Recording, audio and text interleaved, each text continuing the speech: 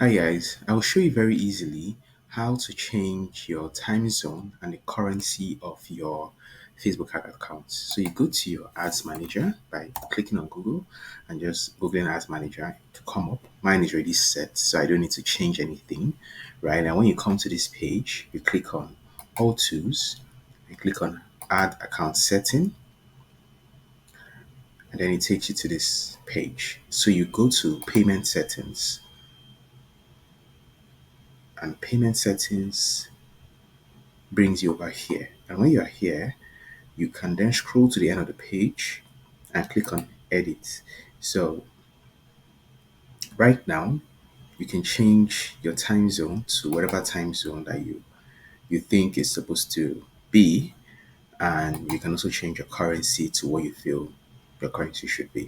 So let me know if you like this video. Thank you.